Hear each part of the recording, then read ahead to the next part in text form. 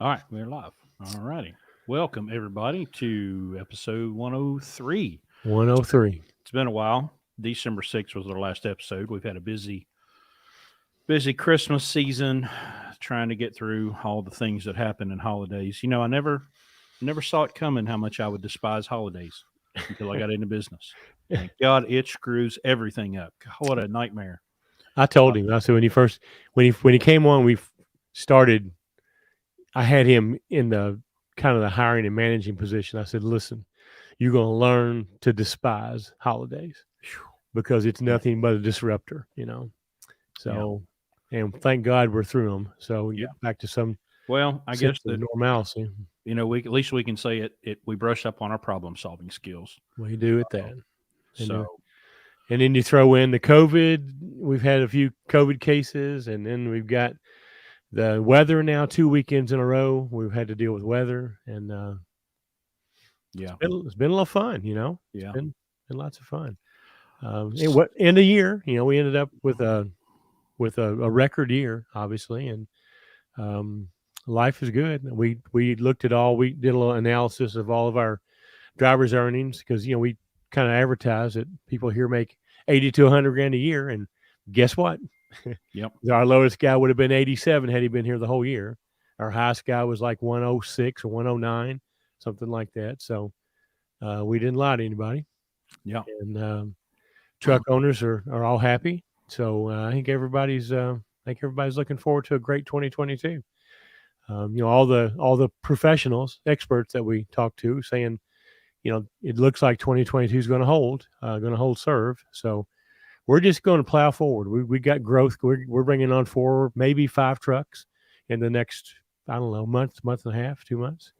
So that's obviously a big increase in our activity right now because we've got to get drivers onboarded for those trucks, um, and then two, we are going to have way more drivers that we've interviewed and could interview than we've got trucks for. So we don't just take anybody, but if you've got a somewhat of a lunatic type truck and you're having trouble keeping drivers in it, and you'd like to have us manage it for you and put a good driver in it and let you make some money and us too, reach out to us.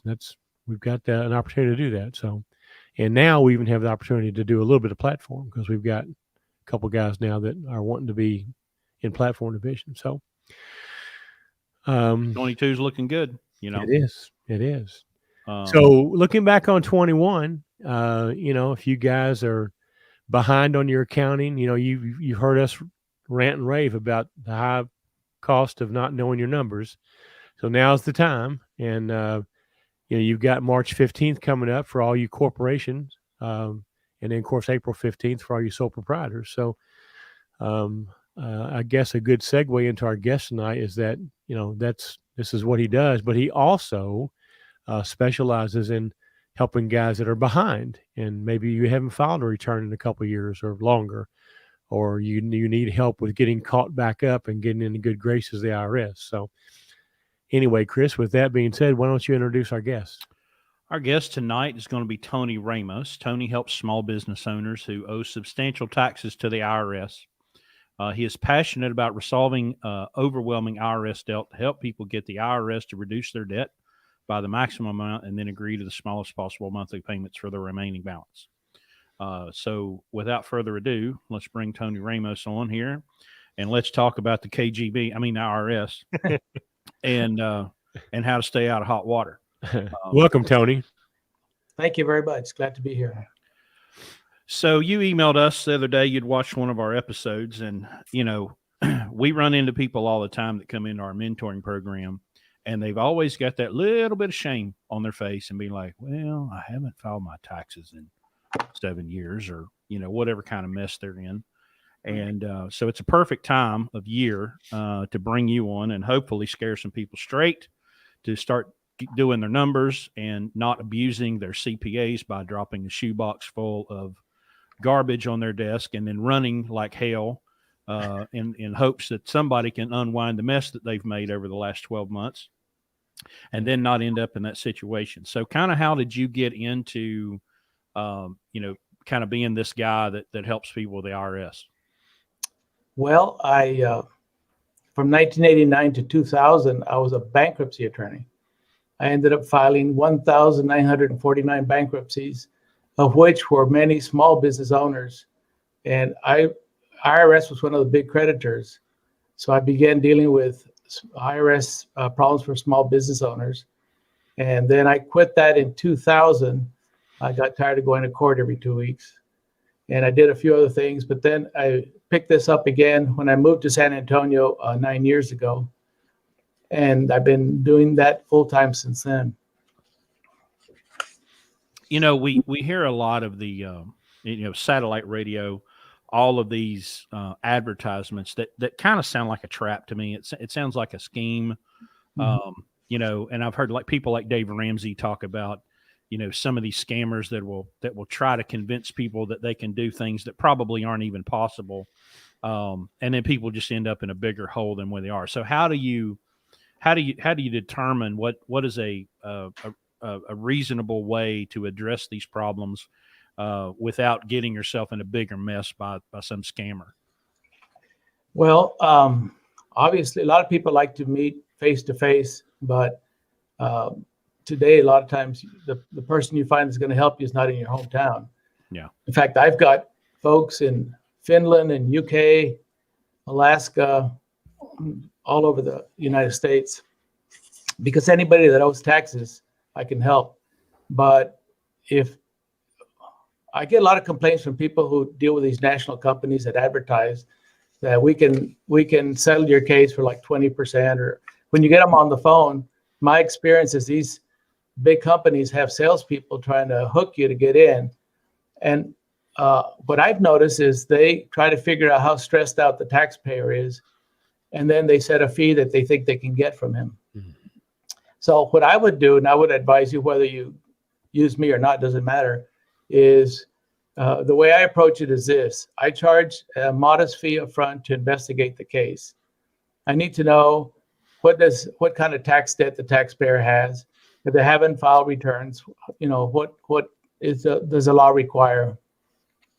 Oh, and then I need to understand the financial condition of the taxpayer, because if there's anything good to say about IRS, is that if you can't afford, you have to pay what you can afford to pay and no more. So I don't understand how other tax resolution attorneys or tax resolution companies can quote a fee over the phone without really understanding the client. It would be like going to buy a house or something without really knowing the specs, square footage, bedroom, what neighborhood. You don't have enough information to quote a good fee. So the first thing I recommend is try to get the person dealing with you to investigate your case for a modest fee. And after that, select the option and then quote a fee at that point. So if they're rushing to quote you a fee, I would, to me, that's a red flag. Well, Tony, people get in this shape, they just want, they get in over their head, they ignore the IRS for a long time. Right. And those letters start getting more severe and the threats start getting more real. And they wake up one morning and they go to the bank and there's no money in their bank account. That's usually the first time that they're ready to address the problem. And at that point in time, they're panicked. They're scared because now it has happened. And all they want, they've ignored it all up until now. So now all they want to do is get somebody to come fix this for me as quickly and as painless as you can. And if somebody preys on that person and goes, oh yeah, we can, and then now they become your friend and you start paying them as much as you can afford. If you had paid the IRS what you're getting ready to pay this person, you probably wouldn't be, having your account, docked right now. So they get embarrassed and they want to just get it done and they want to get it behind them and they just want somebody to do it. They don't shop, they don't price, and I'm just telling you what I think. I have no idea because you're the expert, but I've been in business for a long time and I've run across a lot of people that, have been in this situation. And that's just the general consensus that I get from working with, with business people, small business people. I mean, they're all over the place, but the scenario that you gave me is pretty accurate, actually. Yeah. I've had clients that haven't filed for 20 years, and they go and hire somebody, and they send all the returns in, and then they call me, and I said, you know what? The IRS only makes you go back 6 years, but now that you filed them all, you're going to owe all those years. Got to go them all back. Yeah. Yeah. Right. So, and the other thing you said, Larry, was that they're stressed out, and you can never negotiate a good deal when you're stressed out, right? Because they can sense it that you're willing to do whatever it takes to get them off your back. Sure. But generally, if you get the final notice of intent to levy, where they can levy your bank account or intercept your receivables or garnish your wages, with one phone call, we can stop the IRS, get a cooling off period like 30 days before we come up with some kind of proposal. And if they've already gotten the notice and we can't get to the IRS because right now it takes forever to talk to them, you can file for an appeal, and it stops all collection efforts, and it takes months to have the hearing. So there's ways to stop the stress, calm down, assess things carefully, and don't make a rash decision. Right. Sounds like that old eat an elephant one bite at a time. Yes.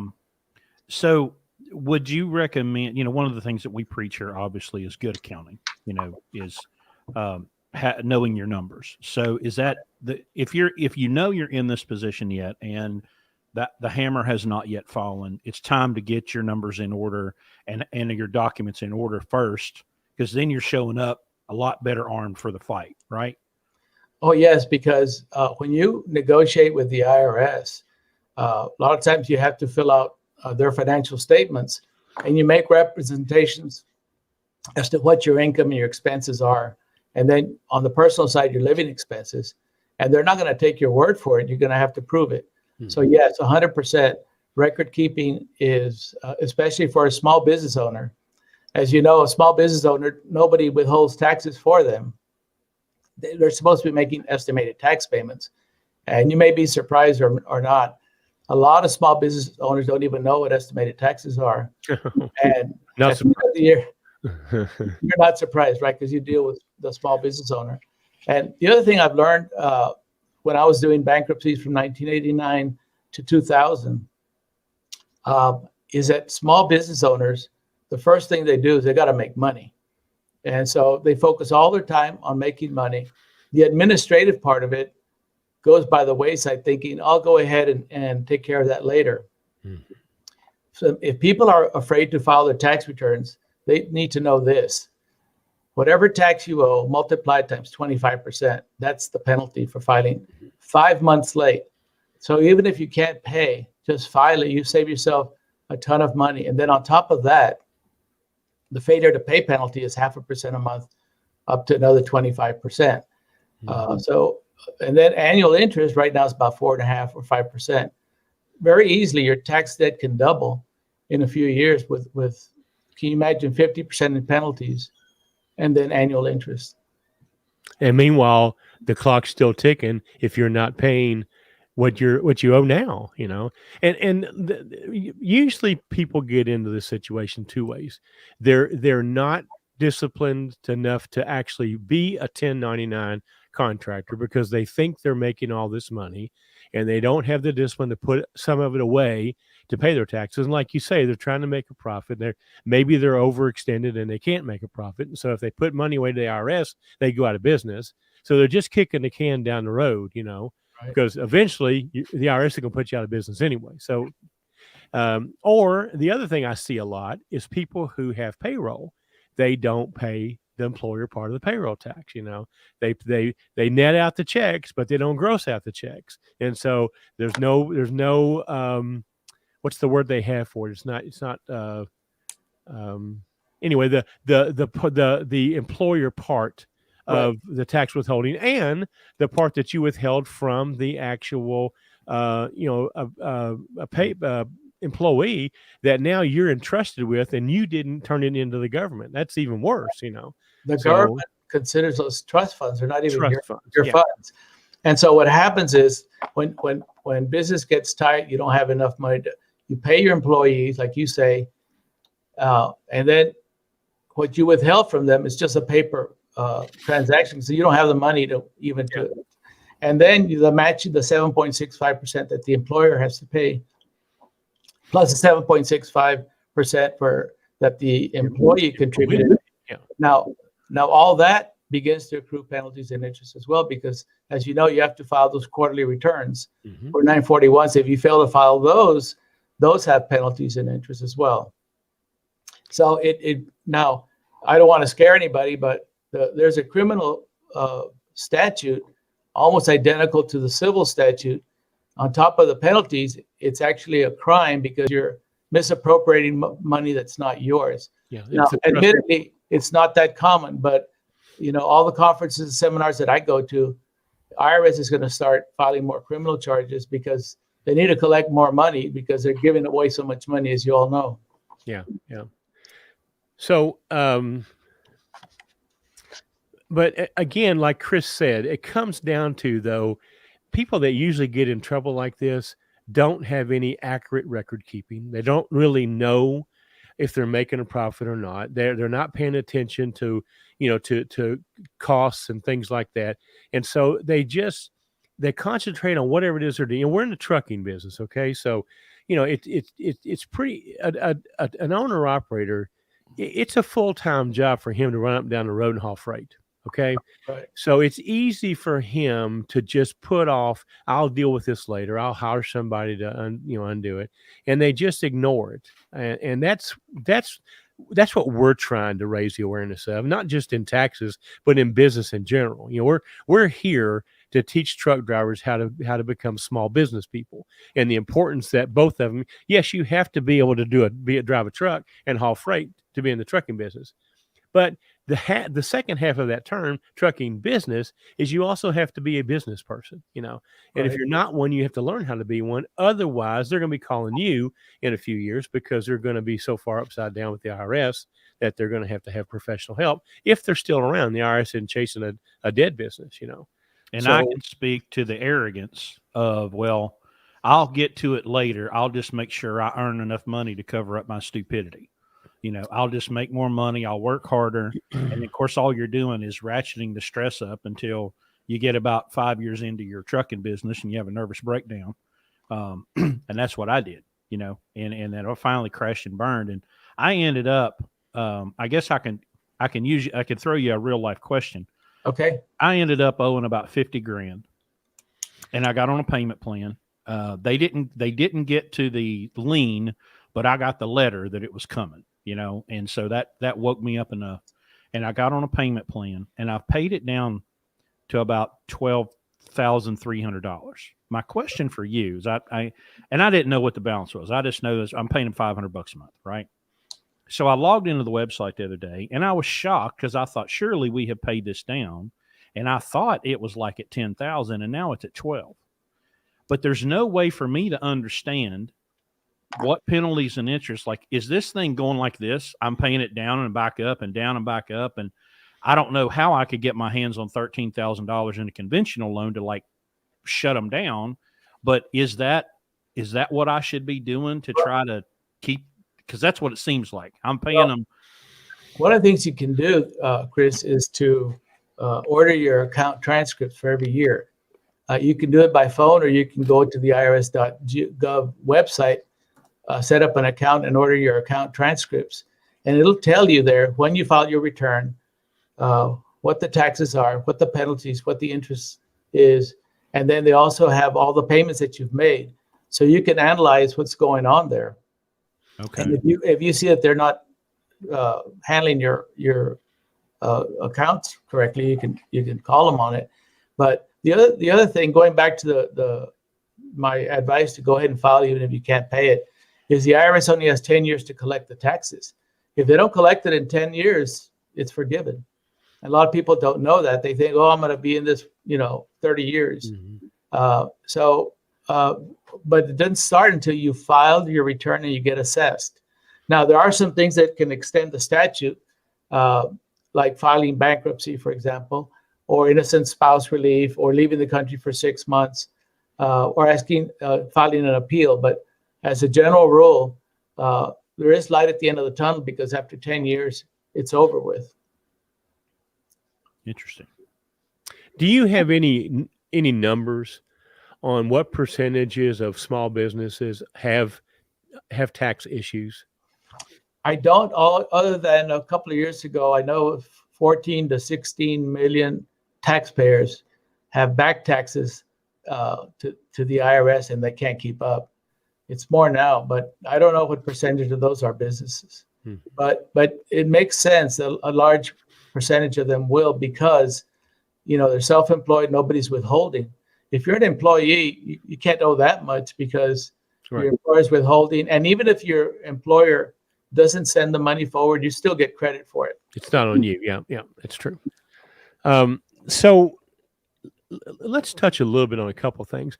Number one, what is your position, or give us your opinion about the California AB5 thing that's basically trying to eliminate the 1099 contractor in the state of California? Don't you think it's driven by tax collection efforts? I really don't have an opinion. I don't know what's driving that, but what exactly they're trying to get rid of the 1099, make everybody an employee? Yeah. So they want to kill the gig economy, because the government doesn't like independent contracts because it's hard for them to make them comply, as you well know. So if we can eliminate that, by making everybody be W-2 employees, then that makes it, first of all, their compliance level goes way up, and of course California's broke anyway, so they get more revenue without having to chase everybody. And also, the government loves to have compliant citizens. So if you're a W-2 and your employer has this bootstrap on you, it's much easier to make your citizens comply than allowing everybody in the country to run around own their own business and file their own taxes and all that sort of stuff. So, well, I understand that, but the person you're contracting with now has that obligation to withhold from you. Every time they pay you.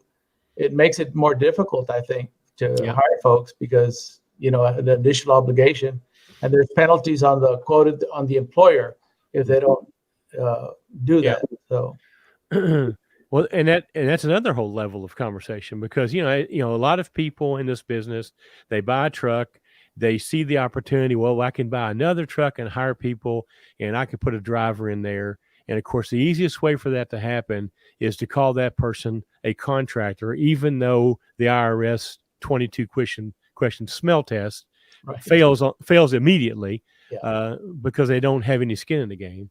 But then they just allow the person to operate as a 1099 contractor when in fact they're misclassified. So talk about what happens to that person who misclassifies his employees, and an employee April 15th drops a dime on him and says, "Hey, my employer didn't take any tax on me, and I'm an employee. I'm not a contractor." If they reclassify you and all those quote independent contractors are now employees, guess what? You owe all the money that you theoretically should have withheld, and the employer contribution. I had a case recently where, when your case is big enough, they assign it to a local revenue officer. Mm-hmm. They make a visit at your office, or they leave their business card. And I got a call from the revenue officer. He said, the person who answered the phone, was that an independent contractor or was that an employee? And I said, you know me well, no, I can't answer that question, but I knew exactly what he was planning to do. Sure. And there's a contractor, a construction contractor, and they have a lot of people working on the job. And if they reclassify him, he's going to be maybe shutting down. Absolutely. Because as you said, they're responsible for both sides of that employee EREE trust fund and the penalty for failing to pay. It's a pretty severe hit. Oh, yes. And if you've been doing this for 7, 8, 10 years, once they open Pandora's box, a lot of stuff jumps out, right? Well, not only that, but if you don't have good record keeping and you file a return that they happen to audit, mm-hmm. they have 3 years to audit, right. Unless there's huge errors, maybe they go 6 years, but typically 3 years. But if they find a serious mistake in 1 year, guess what? They say, you know what, we're going to go to the next year and the year after that, end up auditing 3 years. And it gets worse and worse. Our listeners are used to that because that's called a DOT roadside inspection. So they're used to that approach, the peel the onion back approach. Yes. You get pulled over for a light being out, and before you leave, you've got chafed hoses, you've got all this stuff. So they understand what you're talking about there. So I mean, the no one benefits by the 1099 thing if you're really not a true employee, because eventually somebody's going to. Well, I guess you could get away with it forever, but all it takes is for a disgruntled employee to drop a dime on you, and that's all it takes. And then you have wage and hour labor in your office. Oh yeah. I'm dealing with clients, with business owners that are having enough trouble with the IRS, and then all of a sudden they say, "Oh, we had this huge audit. We're not paying the drivers enough, and we got a huge problem because if you are contracted with the government, let's say if you're a federal contractor, they just offset your receivable. They don't pay your receivable. Right. They just keep it. Right. So that may not apply to owner operators, but just as a general rule. The federal offset is very painful. But, Tony, this is so easy to avoid. It just comes down, again, we preach it just like black and white. If you're going to buy a truck, you're going to become an owner operator or an independent contractor. You're now in business. Okay. Right. So business people act like business people. So how much trouble is it? To get somebody to, first of all, to do your own spreadsheets and at least know what you're making or not, or how easy is it to hire somebody to do this for you? I mean, national payroll companies are cheap, and there are CPAs and bookkeepers all over the country that offer this service. I mean, there's a lot of big ones in our industry, that we don't really think are the greatest, but at least they keep you from having to call Tony, right? So. Very important. I have folks that they file Schedule Cs, and I say, okay, so you're in business for yourself. Oh no, I'm not. I don't have a business. Well, why are you filing the Schedule C? You are in business, as far as the IRS can tell. Right. And so they don't even consider themselves being in business because they're independent contractors, and they call the company that's contracting them their employer. And I say, I have to school them a little bit and tell them what's going on. Yeah. Yeah. Well, one thing that whenever we interview people, we ask them, why do you want to be an operator? Oh, I want freedom. And we always ask, freedom from what? Because you're training one set of bosses for another set of bosses. Yes. Yeah, you're trading some guy to keep from telling you what to do. But now you have customers that care even less about you. As their only concern is that you're actually doing what you say you're going to do, and you're delivering that service that they demand. But I think a big part of that problem is, I'm free. I can just do whatever the hell I want whenever I want. And then here comes the IRS, which is this 800-pound gorilla, and they don't know what to do. And when I went through it, I knew I had a problem, and then when my truck failed and I was completely out of business, we almost lost everything, almost lost the house, almost lost our cars. I'm wondering, should that have been a point where I was at that lowest that I should have tried to do something about the debt instead of hiding from it? Because now my income is so good, it's hard for me to say, it's hard for me to do that because now with this giant income. The best time to make a deal with the IRS when you're financially strapped, because I think I said at the very beginning of our talk this evening, is that you pay according to your ability to pay. And if you really can't even meet living expenses, you can get what's called currently not collectible status, which means 0 payments for 2 years. And then they review your tax return, see how you're doing. In the meantime, the 10-year collection clock is still running on the IRS. So the best time, if you're really broke, that's when you need to make a deal with the IRS. You get 2 years without payments, or if you can afford to pay something, but it'll never pay the tax off within 10 years, that's called a partial payment installment agreement. And you have payments you can afford. As soon as you make that deal for the next 2 years, you can start making a lot more money without having to increase your payments. Okay. Well, you hear all the time these deals that these people make where they turn 200,000 into 20,000, and is it called offer and compromise or something like that? It is. How realistic is that? Well, the IRS, I think the last time I looked at it, they approved 38% of them. So, I mean, that's a fair number, but it depends. Let me give you the basic formula. You offer a set amount of money, and if they take it, your debt goes away, so long as the next 5 years you file and pay on time. But here's what they look at. The first thing they look at is how much time is left on the 10-year collection clock. Right. If the IRS only has 2 or 3 years, that's a very positive factor. But if they have 9 years left, their gamble is, well, we accept what you're offering us. We think we can get more from you in the next 9 years. That's number one. The second thing, you have to offer the equity in all of your assets. So if you own a home, they're not going to take your home away, but you have to offer the equity in your home. They do knock off 20% off the top of the value. And then they subtract the loan. And then what's left, you have to offer that. And there's an exception to that, which I'll mention in a minute. And the third thing is they take net disposable income after what the IRS considers reasonable living expenses, and you multiply it times 12 or 24. But there's a procedure we do. We start with 24 because they have 24 months to pay. But when we get to settle, we revert it back to 12 months.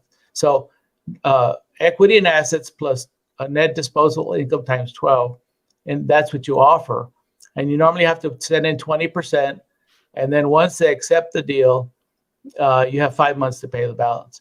Now, there are exceptional circumstances. If you're seriously ill, if you're elderly and you have no savings, or you have some savings but you're going into the red every month and you're going to use up all your savings. But those are rare. Don't count on that.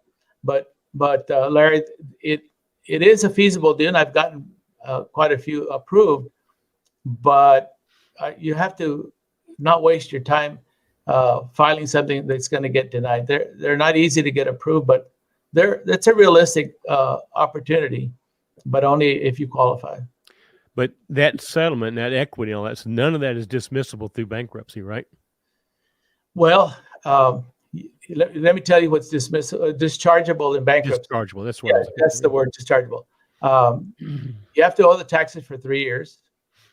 They have to be assessed 240 days, because you can file your return on time, and then the IRS waits 2 years and they assess you more taxes because they don't agree with you. So long as you wait 8 months after the last assessment and you owe it for 3 years. Now, if you file late, you have to wait. You have to owe it more than 3 years, but you have to wait 2 more years after you filed.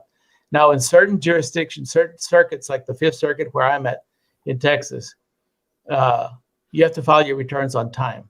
If you file them 1 day late, you cannot discharge the taxes. So I don't know if I answered your question. Does that the same if you filed an extension? Yeah, you can file the extension. It's not a problem. It's considered timely. Now, in many cases, and this happens to small business owners, if you fail to file a return, the IRS can file one for you. It's called a substitute for return. And if they assess you after they file the return, the 10-year clock starts to run. But in the Fifth Circuit, or pretty much anywhere in the country, those are not dischargeable because that's not considered a tax return. What if somebody files an extension, though, and as you well know, the extension doesn't give you an extension to pay the money, just to file the return. So suppose you file an extension with no money in it, and then when you eventually file the return and you owed a ton of money, does that still count as a properly filed extension?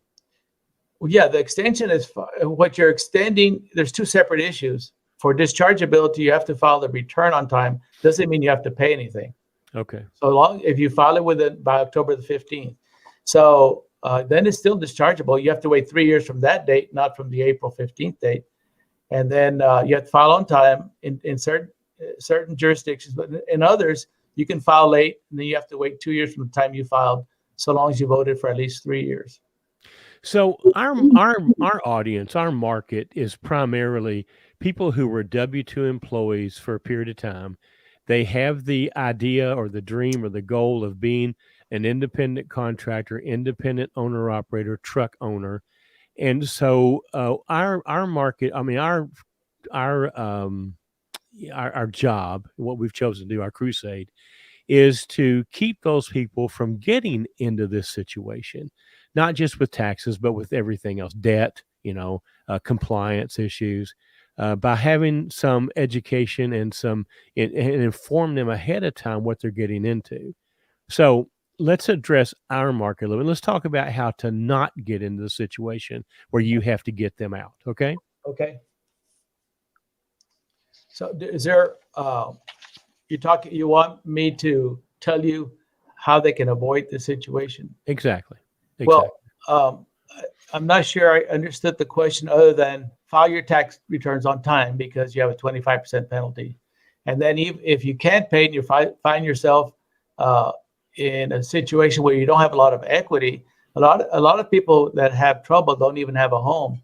They're the prime candidates for an offer in compromise. Mm-hmm. And if they qualify for bankruptcy, I tell them, look, a lot of people don't want to file bankruptcy because it violates their sense of, obligation or the embarrassment, and it'll affect your credit for 10 years. Mm-hmm. But if they're dischargeable, I've seen hundreds of thousands of dollars discharged in bankruptcy. Mm-hmm. But you need to use professionals. Nobody does everything on their own. Yes, lawyers are expensive, CPAs are expensive, but it costs you more if you don't have the right information. You need to reach out to people who know their industry, because and just generally in terms of business, when I went to law school, they didn't tell me anything how to run a law firm. And just because you can do the technical thing correctly doesn't mean you're qualified. So if they run across folks like you all that can help them run a business, they need to listen to that. They can be excellent at driving the truck and everything that goes along with that, but that doesn't mean they know what to do not to fall behind on taxes, keep bookkeeping, compliance issues. And so my best advice is get professionals to file your return if you can't do it on your own, to help you with bookkeeping, to help you with legal issues, and so forth. That 940, 941 form you referred to earlier, that's not that difficult to do, but it's got to be done timely. And, you get busy out here driving a truck and you look up and you've missed the 940, and now you've got this penalty, So for most people who have a company of, we have 14, 15 employees here. I spend about 25 or 30 bucks a week on a payroll service, and they do all of that for me on time. It's not expensive to get a professional to do it right, So it doesn't make sense to not have someone that knows what they're doing provide you these outside services, as you say, that even though what you do in your industry is really, really good, you're still not a CPA or you're still not an attorney, And this do-it-yourself world we live in works fine for Home Depot, but it doesn't work fine for heart surgery, And if you deal with a professional that's ethical, they're going to charge you a fair fee, and it's normally you're going to get more from it than what you're paying out. Because if they're ethical and they're not mistreating their clients, it'll save you a lot of money if you do things correctly. Absolutely. I know of a guy that did some time. I don't know if it was federal or state, but he did some time for refusing to pay taxes. Kind of a libertarian kind of guy. Yeah. And he will tell you now that even if you don't like the government, that paying taxes is a form of self-defense, because they have lots of angry lawyers and they have lots of guns, and they will come into you and they will lock you in a cage, as they did him. And so, because people will be like, oh, well, you don't like liberty because you're paying taxes. And he was like, well, here's my choices. I can be free and do something I don't want to do, or I can get locked in a cage. That's your choices. There's really no middle ground. So when we try to explain to people this basic bookkeeping, and I have to do it with our people that literally come to us and say, show me how. And I'm like, okay, here's how. save your receipts. And then 3 months later, do you have a spreadsheet? Are you saving your receipts? No, I'm too busy driving. My point, right? You have to do this, and driving the truck's 15% of the deal. The other 85% is all of this stuff that keeps you out of jail and bankruptcy. And trying to get that switch to flip, that I have to create habits. I have to have discipline. I have to do this robotically. It's got to be a part of my life that and I went out a few months ago to Larry's house, and I watched him do all of our accounting for a day. And it was mind blowing to watch the detail that we have to put into this in order to be able to honor that huge payroll and pay and feed all of the babies and all of the things that happen down the line, because we did it right to begin with. And when you get audited, the IRS is not going to take your word for it. I have business people that come in with these boxes of receipts for the last 3 years, and I say, "What is that?" Well, I keep all my receipts, but they're all wrinkled and stuffed, and I have to pay some staff member. Of course, I'm going to bill the client for that, to go through it and just figure out what they're for. But the episode that I referred to in my letter to you all, I was amazed the technology today, what you can offer. And like you said, Chris, it's easy once you develop the habit and you keep good records, and then you can sleep well at night if I ever get audited. Like they say, all tax planning works until you get audited, and then you find out, that's not allowed. Right. And also with thermal paper, you've got all these receipts, but nobody can read them. They've gone away, They fade away. Yeah. So I mean, we immediately digitize everything immediately. Even the dinosaur everything was paper. Now everything's digital, so not only is it, it's easily, findable, and it's preserved forever, so, Well, it's just, and also, I've been through a couple IRS audits, not in a long time, but, and the ones one was just what do they call it? The 2%, there's a word for it. They just take 2% random every year and do it. I was in one of those, and I was also in one where they challenged some deductions. And in both cases, I was fine. But, it's like any other situation. If you come there and you're organized and you got your stuff together, and you look like you've been, a professional, it's a whole lot different scenario than you drop a big old banker's box on them and it's full of these thermal papers everywhere. And that's how you filed your return. They're very patient at going through that stuff and finding out how much that you didn't, you weren't allowed to deduct, Well, what we've learned in audits, if we do the job for the IRS revenue agent or whoever's doing the examination, the audit, if you do the job for them and put it orderly, logically, they'll love you. They'll say, "Okay, I've done my work here." Yeah. And so we frame the audit to where it's favorable for our clients. But another thing I forgot to mention a while ago, I get clients that say, "Here's my bank statement, just show them that." Well, right. You go to a convenience store, how do I know you got gasoline or a bag of chips? Right. There's no receipts. Right. Well, and that's the same thing with credit card statements. Those don't work. You still got to have the individual transaction showing what you bought. Did you buy stuff that you eat, or did you buy stuff that your business use, like copy paper or something? Because the credit card form is just going to say Office Depot. It's not going to say Office Depot and whatever the personal thing is that you bought. So do you advise the people that work with you to have a personal bank account and a business account? Absolutely. Because I get people that say it's all in one account.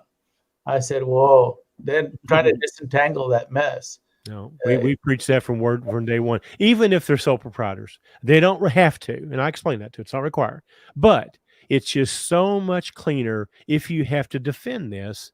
If you don't have this cross-referencing, cross-sharing of money, put everything through one account, then pay yourself if you want to. And that extra account is not that expensive. No, it just makes your life so much easier if you ever get on it. Absolutely. But it's more raising the awareness of the importance of it, Tony. Right. More than, again, we have this thing we're using now where, we want to teach you the why. And if you know the why, you'll figure out the how. So rather than teaching them, you must get another checking account, we try to listen, this is why you need to do this. Business does this for a reason, so you can document, you can defend, you can, not only that, but with accounting, how in this industry, how do you know if you're on top of benchmarking your expenses if you don't have them categorized? If you have everything in a box for expenses, how do you know what your fuel percentage is versus your tire percentage versus your oil percentage? Da da da da da da. So if you have it separated by having accounts or sub accounts or whatever, or separate folders in a banker's box, at least you can go back through there and be analytical about what percentage your fuel is of your revenue or your payroll of your revenue. And now you can compare to what the benchmark should be and know if you run your business efficiently or not. One of the, I got coached as an entrepreneur by a gentleman in Canada, but he says the concept is who, not how.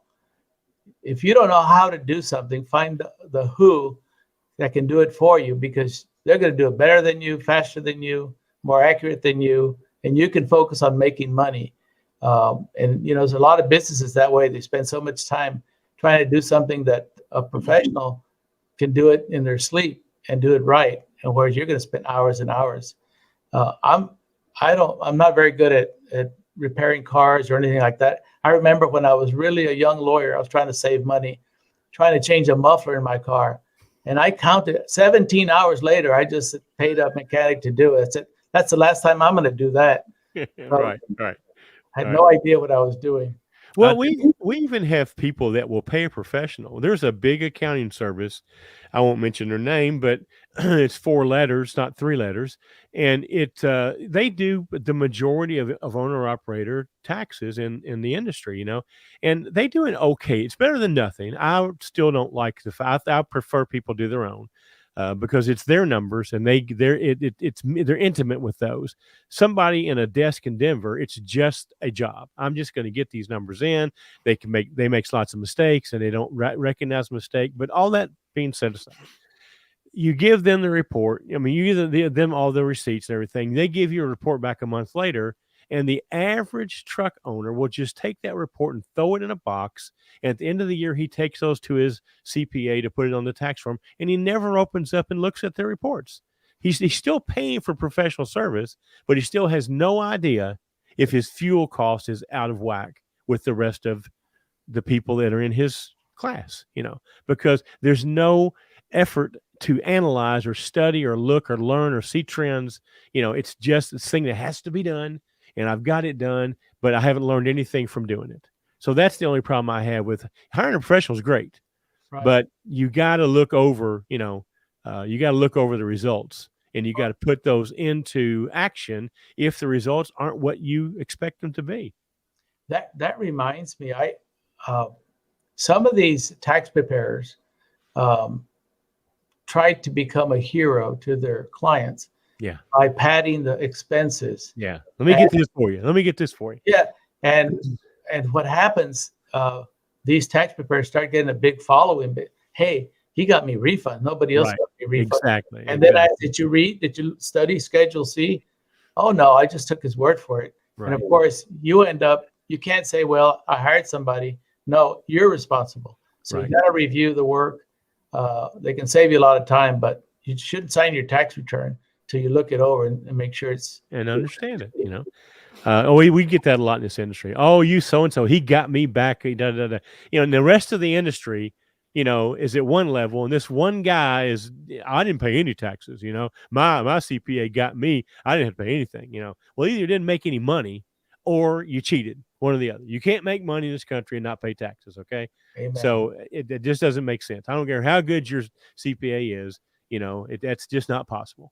I've got a good one. My accountant let my Chihuahua be a security expense. Okay. Well, that's pretty creative.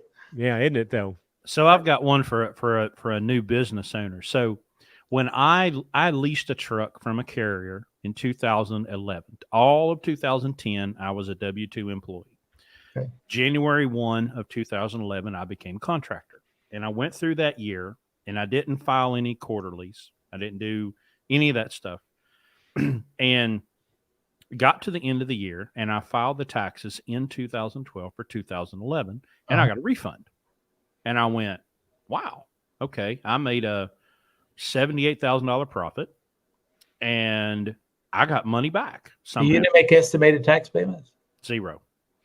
Uh-oh. And now I had 3 kids, and my wife didn't work outside the home, so I had, all the tax credits and all that stuff. Right. And that's part of what screwed me up, because 2012, I got better. My income went up and my expenses went down.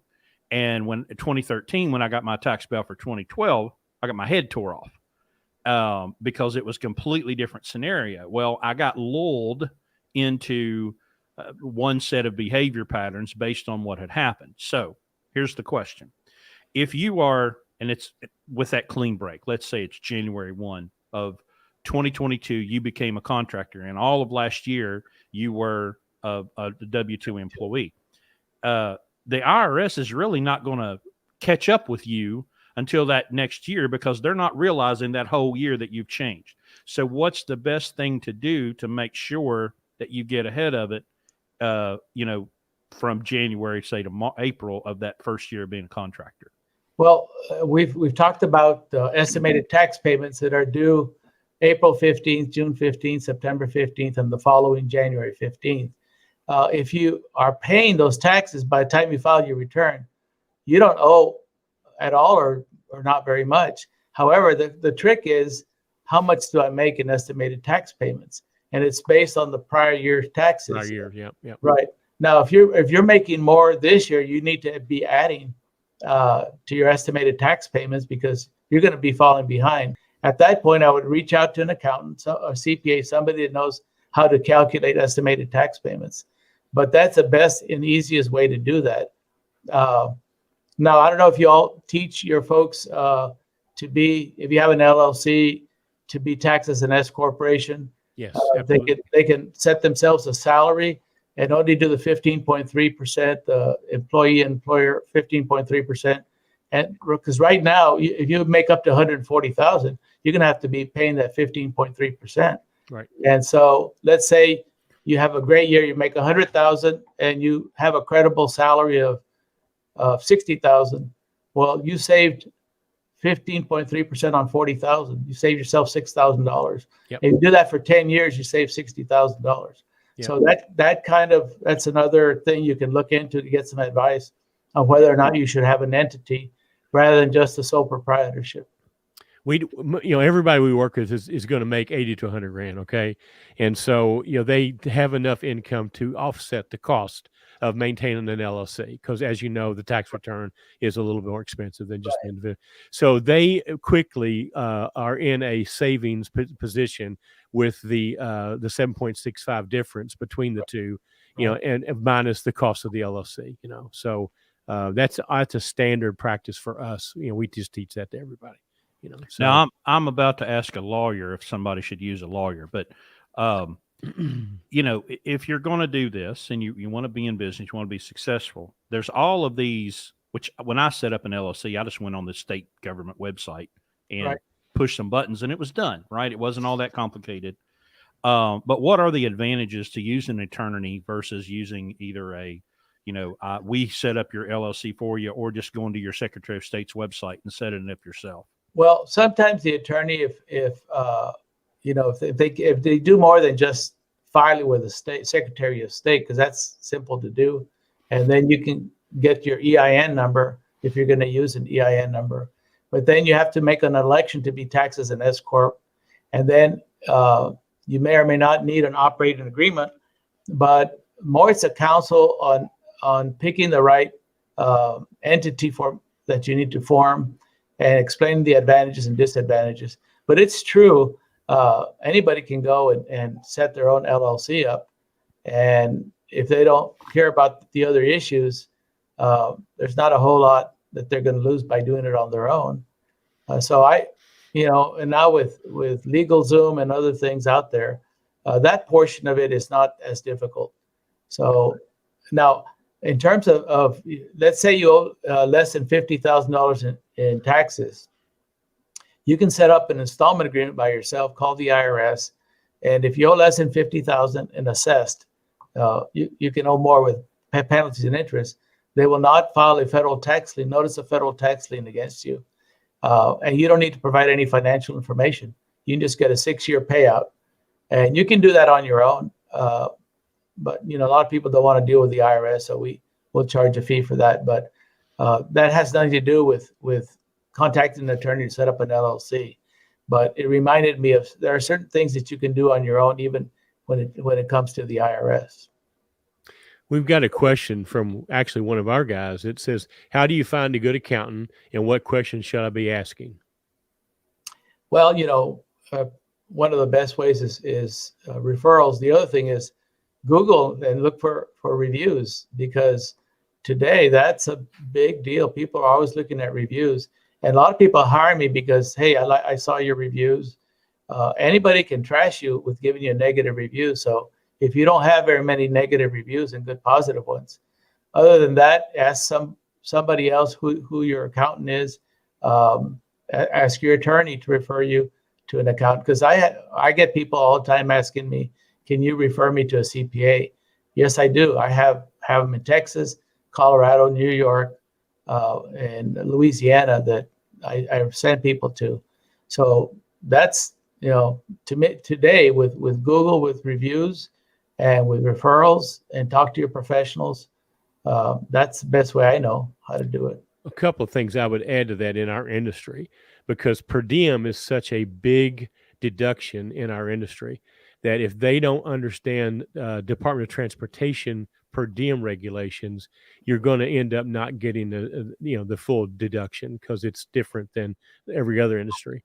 So I would throw that in there, is ask if they understand That's DOT per diem. The other thing I would throw in there is my recommendation would be to get a CPA, and that all accountants are not CPAs, and so that designation is not like a realtor. That person has training far above a bookkeeper or just someone who calls himself an accountant. That'd be like somebody hiring a legal assistant versus hiring you, Tony. And as you know, the tax code is so large, and there's so many things, and every year they change. Right. And CPAs, they've got to do continuing education. Right. And, they're very careful with their reputation. So, Exactly. yeah, I always recommend a CPA. A CPA will sign your tax return along with yours. And if you get them to sign the tax return, you can feel pretty confident, because when the audit comes down, they got to show up too, Oh, yes. So I would definitely recommend that, Me too. I was looking at some of the questions and trying to think, people are going to probably be most fearful about the worst case scenarios. So what are some of those maybe worst case scenarios, and maybe what are some of the worst cases that don't actually exist that people have been scared by? Well, let's go to the worst case that don't usually exist. The IRS can take your personal residence, your home, away from you, but they're very reluctant to do that. And there's only the seriously the egregious cases where the taxpayer is playing games with the IRS, or they're not paying the withholding tax, the trust funds, and having a great lifestyle. Mm-hmm. But statistically, the IRS only seizes about 500 properties in the whole country every year, and that includes personal homes, about 300 of them. So even though the IRS can take your home away, they need to file a lawsuit. They need to go to a court and get a judgment, etc. So if you're not a rich guy or running up, $1 million in taxes, it's pretty rare. But what they will do is they go after low-hanging fruit. But by that I mean, what's the easiest way we can get liquid cash out of you? They raid your bank account. Raid your bank account. I mean, like you said, Larry, at the beginning, your banker says, you call your bank, hey, how come I don't have any money? Well, the IRS took it away from you, and your bank has to hold it for 21 days, during which time you can say, I need that money for hardship reasons, then they give it back to you. But you have to put a payment plan or something in place.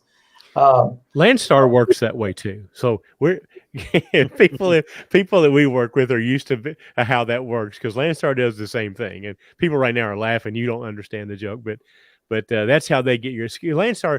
They have 30,000 independent contractors that work with them, and so they they try to call you, at least send you email.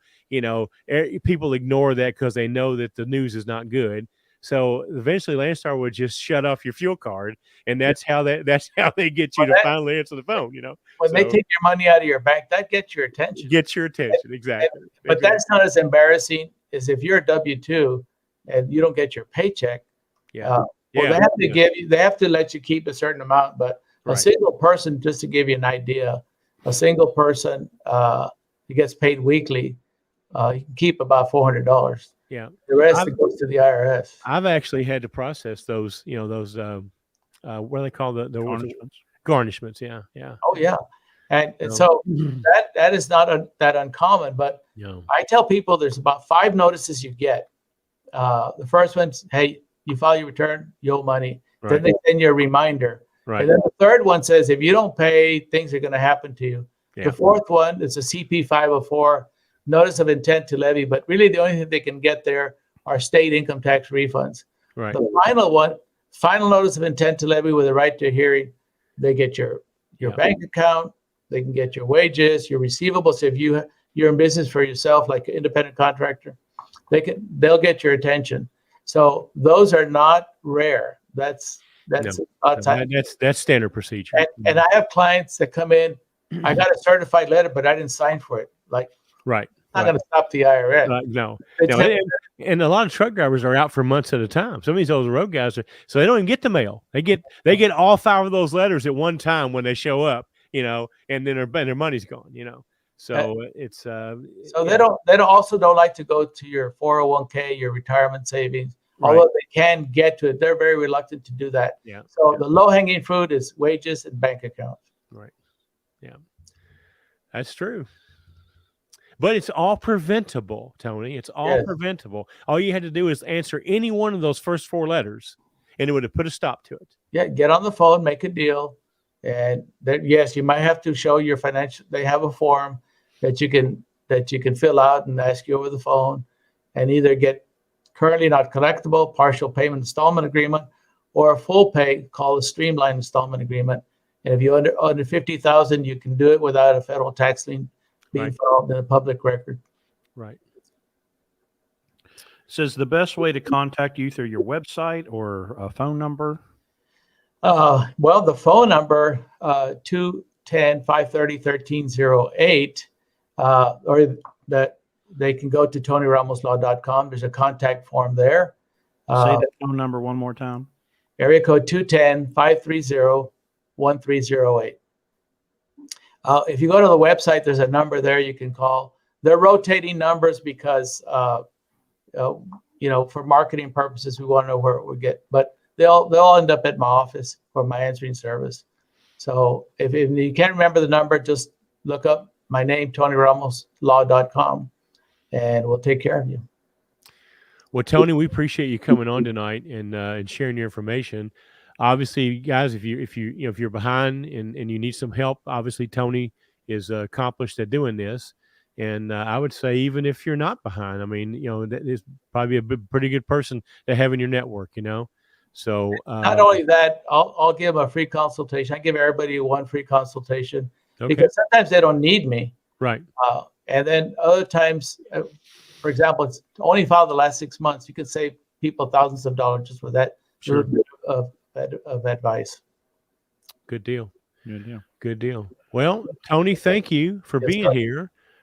Chris, let's you and I stay on for a couple of seconds. Okay. But we'll let Tony go have dinner or whatever he needs to be doing. And that's just 7:30 in Texas, isn't it? No, it's 9:04 right now. Okay. Well, you still got time to catch a football game. So I saw my Dallas Cowboys lose right. Yeah, you guys took it on chin today. Yeah. That's too bad. I was hoping you guys would win. Me too. Well, at least you aren't getting snow in San Antonio. There you go. I was in San Antonio one time when it snowed. It's pretty rare, but it happens. Yeah.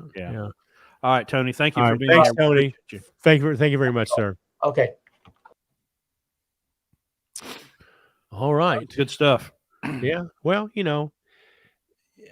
hopefully you guys realize you can keep this from happening by just paying attention to the numbers. And we preach this from day one. Know your numbers; they're important. Don't stick your head in the sand. I mean, that's all. People that come to Tony have just avoided dealing with this until it gets to the point where you have to have help. That's no way to run a business. That's no way to run any kind of relationship. Is avoiding the confrontation. Man up and face the music and to deal with it. Like you said, they're pretty. They want to get what they can get easily. They're not gonna. They would love to settle the deal. I'm sure. Yeah. So well, and it all goes back to knowing your why. Absolutely. You have to know the why in order to understand the how. And well, let's talk a little bit about a why that we have to deal with. Okay.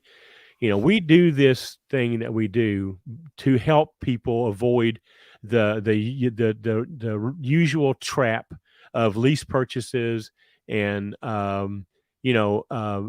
paying exorbitant prices for trucks that you don't need to buy.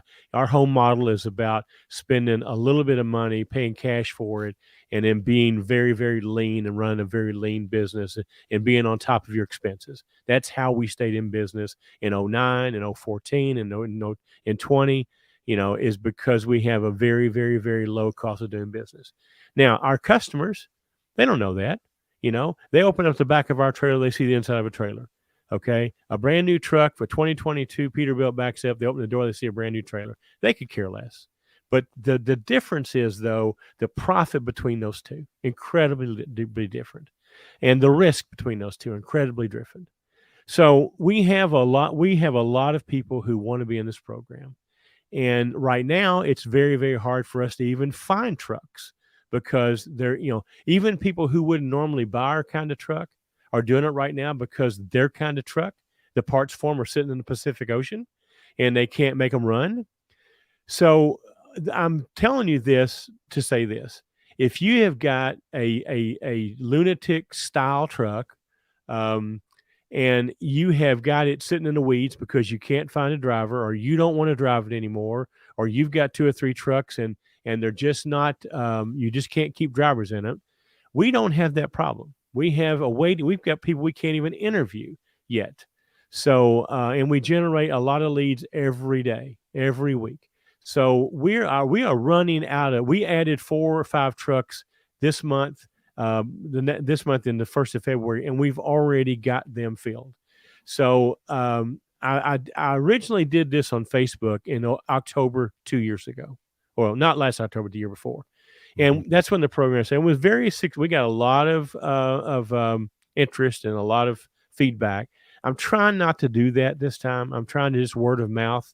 You guys out there pass the word that somebody wants to make some money on a truck and have a blue ribbon operation, very tightly run, very good driver in it.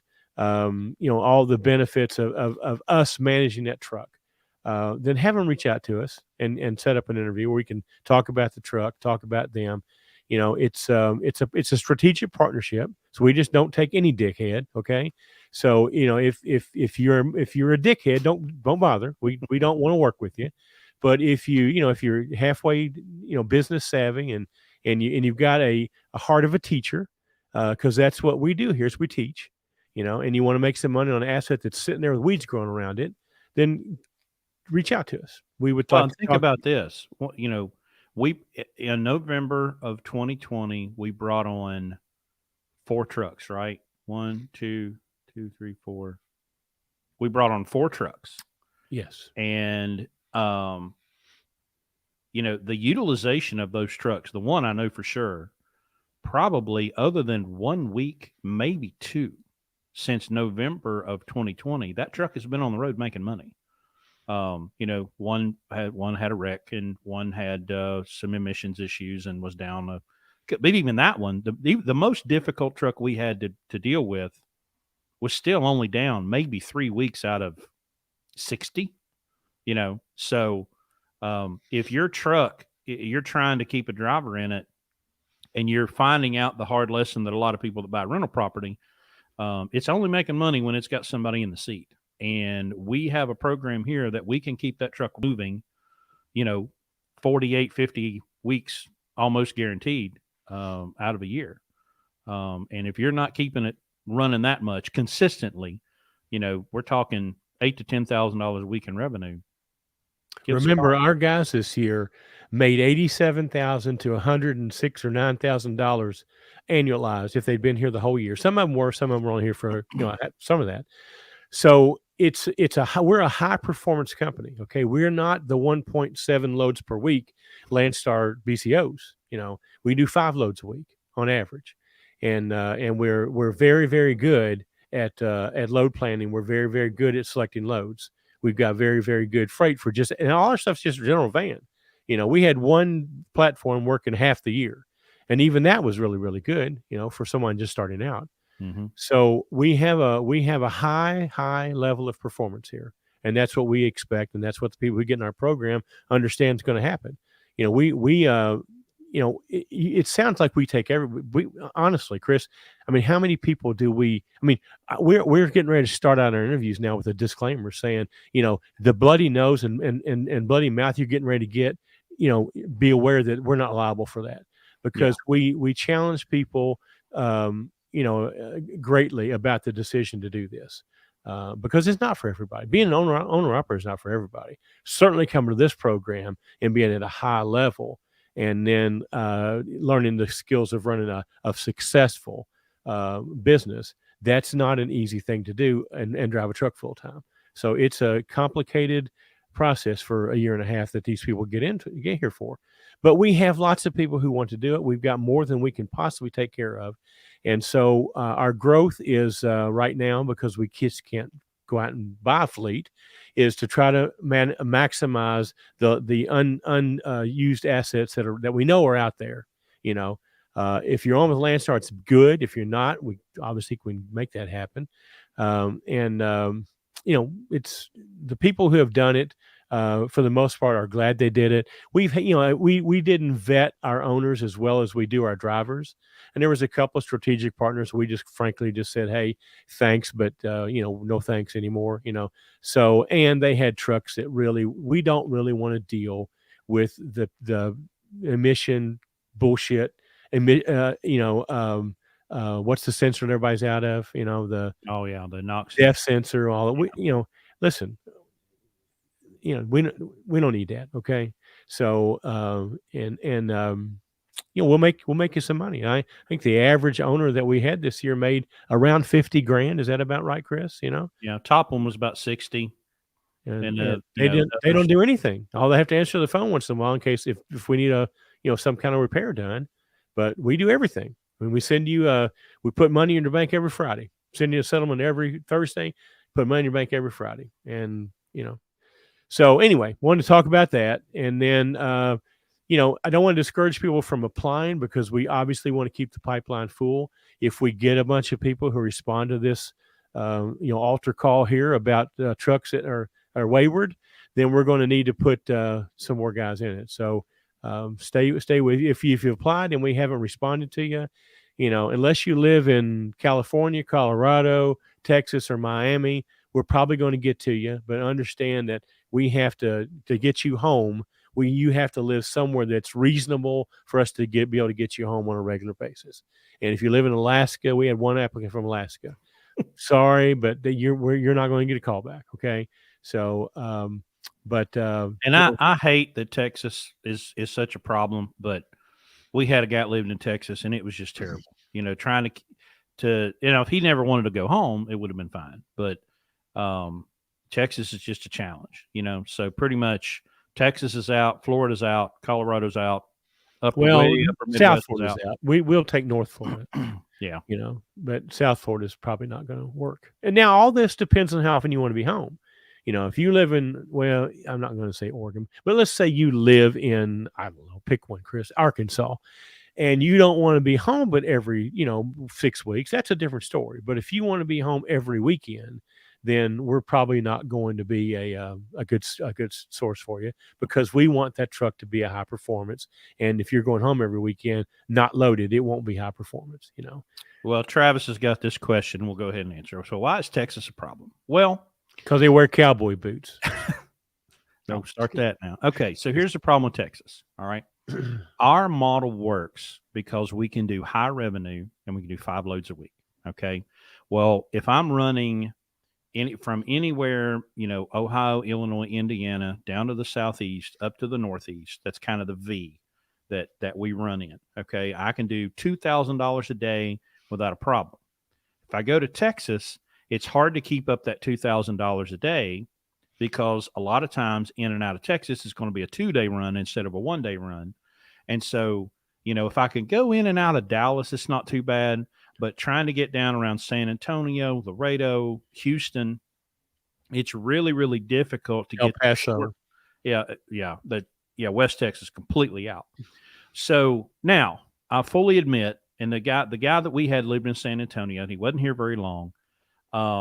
I fully admit that I haven't figured out Texas yet. You know, maybe but in the 5 or 6 weeks that I dispatched him or whatever it was just hard to keep up that same level, where I got guys running, you know, Pennsylvania to Massachusetts down to the southeast and back up to the Midwest and doing 2,000, 2,500 a day and doing 12 and 13,000 a week. It was really hard to do that with a guy living in Texas, you know, and I want those 10, 12, $13,000 weeks.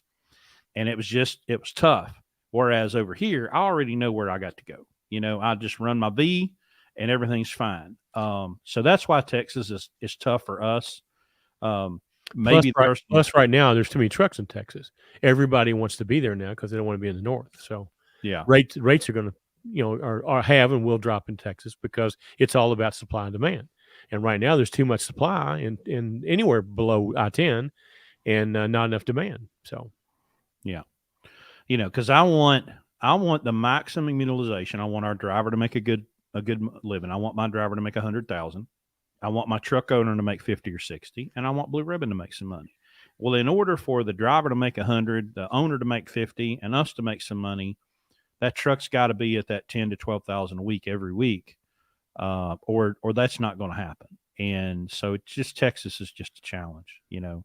So, well, it's like, look, it's just good business. Okay, people say, why don't you go to Canada? Well, because we don't have to. There's not anything up there that makes it worth us going up there for that we don't have right here.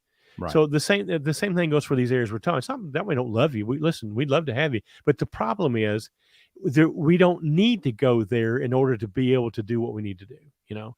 And so it's just our choice to operate in the areas we operate, because it's more efficient for us, and we haven't run out of business, you know. So people ask, why do you guys do the Northeast? Well, guess what? The rates there are really, really, really good. Okay. Yeah, you got to drive through, you know, some areas, but listen, Trip Plan Ninja over here can get you up there and back for $20, you know, in tolls. And so we just learn how to operate there, and we operate there because, again, supply and demand. Up there, high demand, low supply. That's why the rates are so crazy. So It's just business. Look, remember, we do this only for the business purposes of it, and in our case, education. But it's not because we, are crazy about being truck drivers. You know, that's just the means to the end. You know, and we're always going to make smart decisions based on business, not on emotion, and not on anything else. You know, so that's just what you get when you come deal with us. Okay, so hope we didn't offend you, or anybody in Texas, or anybody in Alaska. And of course, we can't go to California because we don't own a truck that can drive in California. And sorry about that, but I will tell you this: California, you can kiss my ass. All right. So the rest of you, I just don't. It's not worth it for me to go there. But California, you know, I just hope that you don't break off and float in the ocean sometime. You know, but that's where this is still building the wall in Mexico. We need to build it up and down that coastline right there. Well, I saw something the other day that, like, they've run U-Haul out of trucks. Like there's no U-Haul trucks available in California because they're leaving at such a high rate. Yeah. The place is just a cesspool. And good riddance. Could sorry about your luck. Okay. Yeah. Sometimes Well, you get sometimes any- you get what you ask for. anytime I would run into somebody to be like, I live in New Jersey, and I'm like, why? You know, you got all these other states, and you live in New Jersey. That's kind of what I think about West Virginia. Easy now. All right. Well, I think we've done enough damage for one night. We will be back next week. Next Sunday night, we are going to have Sarah Graham from TikTok. She has a TikTok account called Logistox, and she's going to talk about this container situation. She's a fantastic follow on TikTok. If you just look up LOGISTOKS, Logistox. And she gets just given a lot of good information and a lot of good context on this, whatever this thing is. So I can't wait to get her on here and kind of pick her brain about this giant cluster that is happening with the ports and the container ships, and hopefully she'll give us a little peek behind the curtain. So really looking forward to that. So we will be back next Sunday, 9 p.m. Eastern time with Sarah Graham. So be looking forward to that. You guys be safe out there in this weather, okay? No load's worth your life or risking, damage to your truck or others. So don't be crazy. And we'll see you next time, okay? All right. See y'all next Good night, everybody. Thank you.